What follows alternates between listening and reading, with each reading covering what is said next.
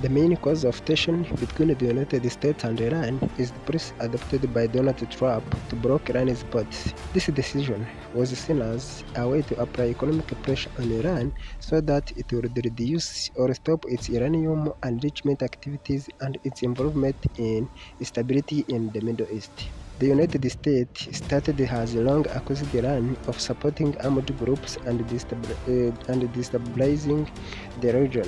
Therefore, restricting its ports and controlling its trade routes was intended to weaken Iran's economy and reduce its ability to fund military activities. Another justification was the protection of freedom of navigation. The USA argued that it must prevent Iran from using maritime routes as a political weapon. Finally, the move aimed to increase pressure in diplomatic negotiations. However, these measures did not achieve the expected result. Instead of yielding under pressure, Iran refused to engage in negotiations because of Trump's policies. Effort to ensure maritime security also fell short, as Iran seized 3 foreign ships, including British vessels. Currently, Iran has found a new way to export its oil, which has engaged Trump. On Friday, April 24, 2026, Iran announced it was bypassing USA restrictions in the Strait of Hormuz. In this new strategy, Iran is using the port of Jackpot, located on the Gulf of Oman.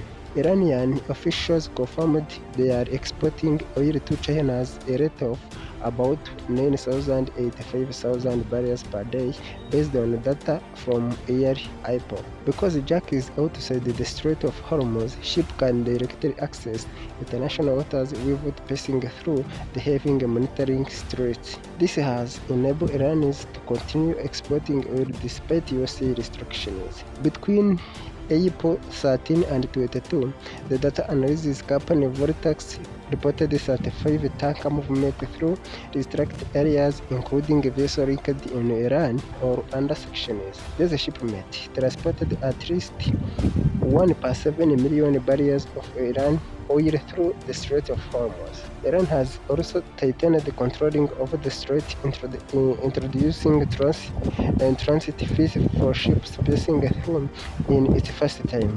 These revenues are deposited into Iran's central bank.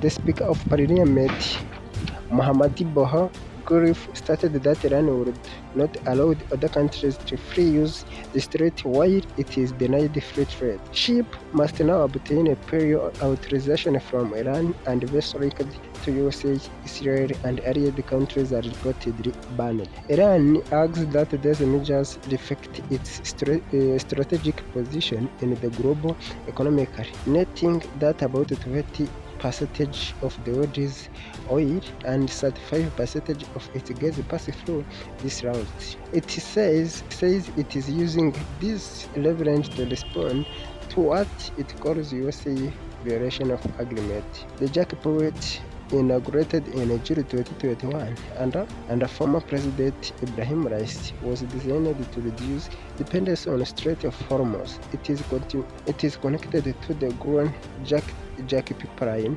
which transports oil from southern Iran to the Gulf of Oman, which capacity of about 1 million barrels per day. Iran also uses tactics such as disabling GPS tracking, changing ship names and flags, and conducting ship-to-ship transfers at sea to obscure the origin of its oil. Because Jack is located on open waters, the USA must spread its naval forces over much wider area, making enforcement more difficult and costly. China remains Iran's largest oil buyer, often purchasing at discounted prices. On April 20, China deployed the 3 warships to Gulf of Oman, following that the size of Iranian vessel named Tosca by USA. In recent days, USA naval forces seized 3 Iranian oil tankers within 5 days, including a large vessel, Majestic X in Indian Ocean, on April 23. Trump also ordered the USA Navy to fire on any ship attempting to plant mines in the Strait of Hormuz and claim full control over the waterway. Meanwhile, reports from USA media indicated that Washington is preparing a plan for a large-scale attack on Iran.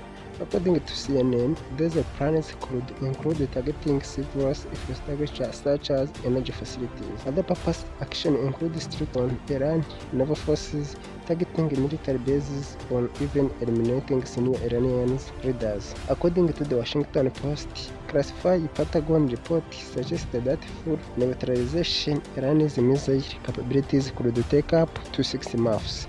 This Pentagon denied the report, accusing the newspaper of bias. Israel has also signed readiness for major military actions. The First Minister Israel Katz stated that they are awaiting final approval from the USA before launching operations aimed at destroying Iran's infrastructure and weakening its economy. Prime Minister of Israel Benjamin Netanyahu convened the top officials to assess the situation, including that previous airstrikes failed to eliminate Iran's military capabilities, including missiles and drones. Many analysts argue that Israel views Iran as a long-term extension threat with its missile programs and potential nuclear ambition.